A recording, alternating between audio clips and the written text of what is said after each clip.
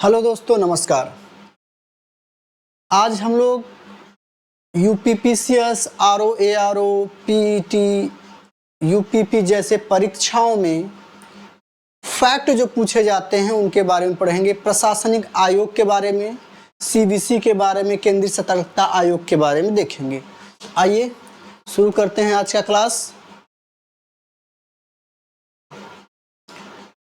Class. शुरू करते हैं।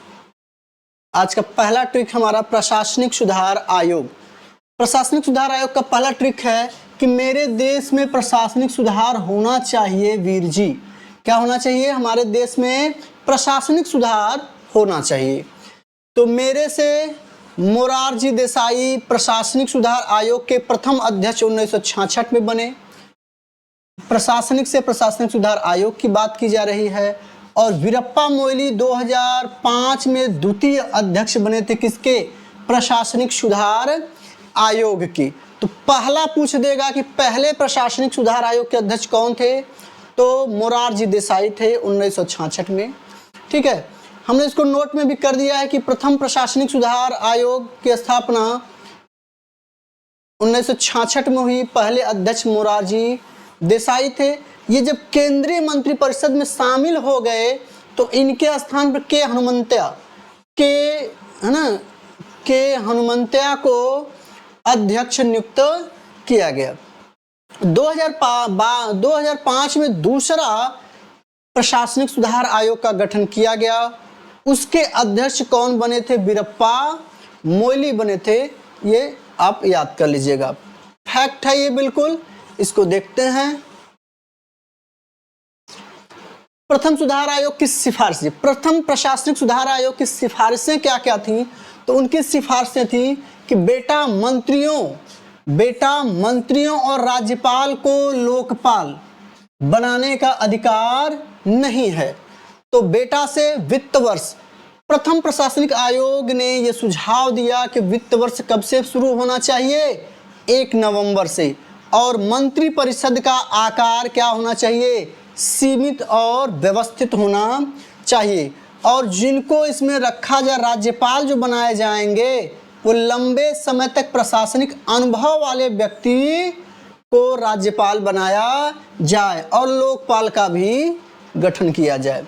सरकारी कर्मचारियों को हड़ताल का अधिकार नहीं दिया जाना चाहिए। प्रथम सुधार आयोग की सिफारिशें थी कि राज्य कर्मचारियों को या कर्मचारियों को, कोई किसी भी सरकारी कर्मचारियों को हड़ताल करने का अधिकार नहीं देना चाहिए।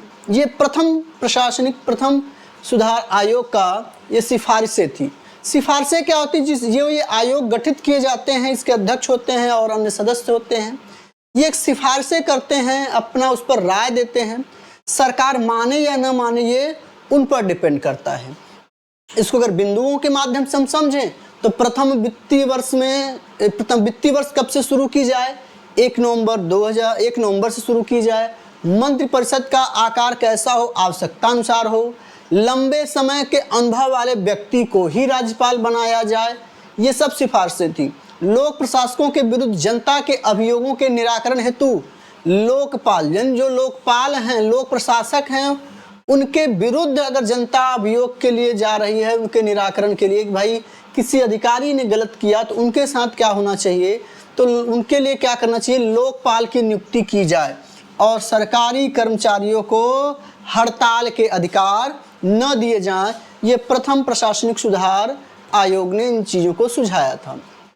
अब देखते हैं दूसरा, जो द्वितीय प्रशासनिक सुधार आयोग 2005 में बना, उन्होंने क्या सुझाव दिया?